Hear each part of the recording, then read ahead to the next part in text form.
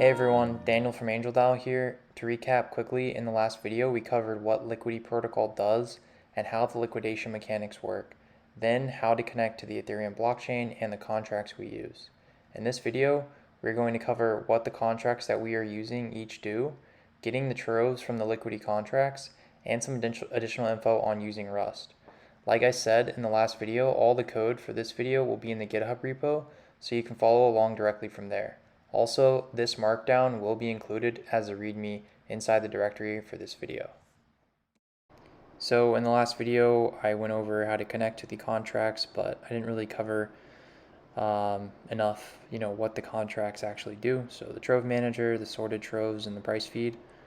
I'm going to go over what those contracts are actually do and what we use them for. So the Trove Manager, like the name suggests, it basically manages the Troves. So interacting with the Troves to liquidate them or redeem collateral, that's what we can do with the Trove Manager. The sorted Troves, again, like the name suggests, it's a doubly linked list of the Troves sorted by collateralization ratio. So you can access them sorted that way. Finally, the price feed. So because Liquity uses the Chainlink ETHUSD price feed contract, in order for our bot to be accurate, we want to as well. So the price feed just gives us the current ETHUSD price that Chainlink has. So that covers from a high level what all of these contracts are doing. So I think it's good to mention here as well that Liquity is a complex system, so there is some stuff that I'm leaving out here just to keep the walkthrough at a intermediate to beginner level. So if you dig into Liquity, do expect some additional complexity. But anyway, to continue, we are going to cover the video 3 changelog,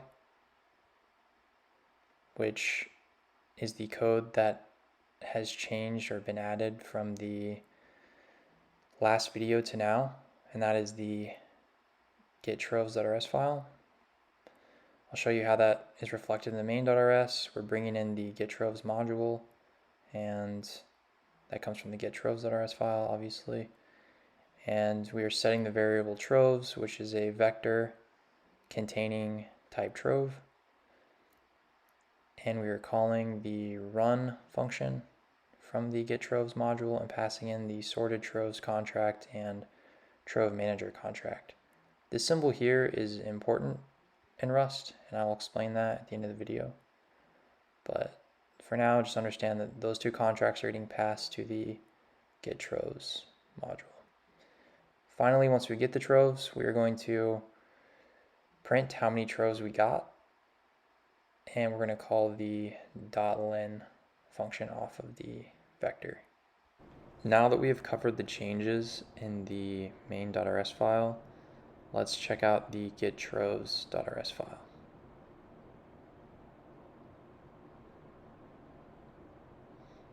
So to start, we're going to define the trove struct, which will be converting our contract return data into.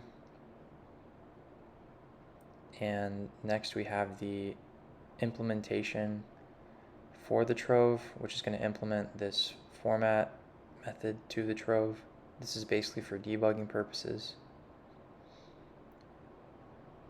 Next we have the convert to trove function, and this is a private function, and what that means really, as you can see here, this is a public function.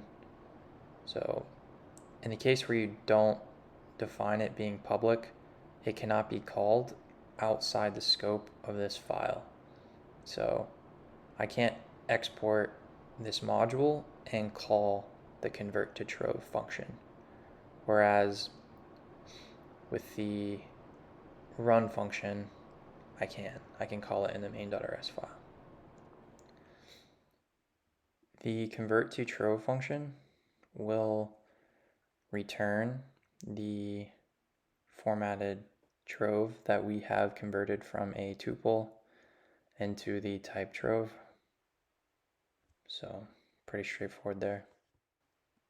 Finally, we have the run function, and this is a public asynchronous function,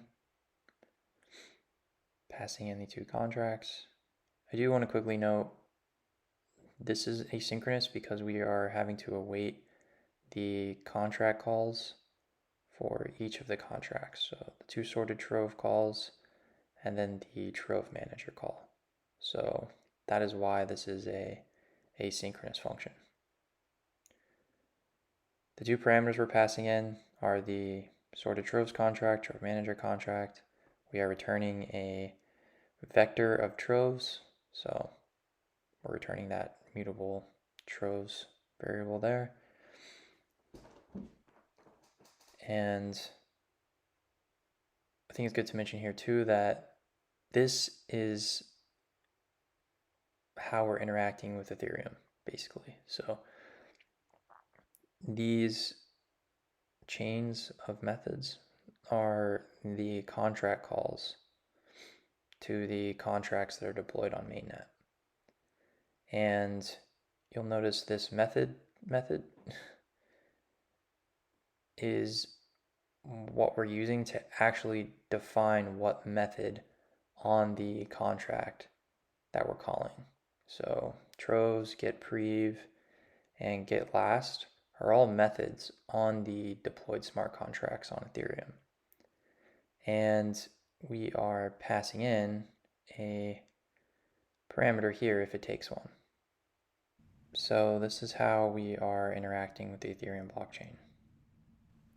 So to explain this function from a high level, what we are doing is looping 20 times, and for each iteration we are pushing a Trove into the Troves vector, and we are returning all of the Troves that we pushed in. This is defined here in the function definition, so that Troves vector is what we end up returning at the end. All of the code above the push method is really just formatting and getting the data. So the Trove manager method call gets the data, and this is what formats the data. So this can be really ignored, honestly. And then all of this, so this condition and all this stuff up here is pretty much just getting us the address so we can access the Trove. The owner address is essentially like the key to accessing the Trove. So that'll be different based on the very first time and all of the times thereafter. So just like we iterate the I, we need to iterate the last Trove, the owner, essentially. So we're not getting the same Trove every time.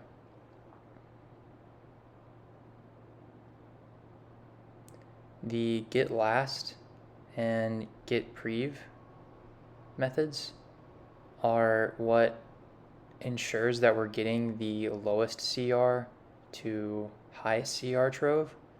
So these Troves are sorted in that order, and the getLast makes sure to give us the lowest CR Trove. So that way this ensures that our Troves will be ordered by lowest CR to highest CR whenever we go to return them. And the length of this vector will be 20. This concludes the getTroves.rs file. So now let's see if we can run this and expect this print. So again, we're returning those Troves in that vector, and we're going to run the .len method to get the length of the vector, and we should expect it to say Troves got 20 here. So let's run it. Contracts connected, and Troves got 20. So cool, we know this works. That's going to do it for this video, guys. I'll catch you guys in the next one.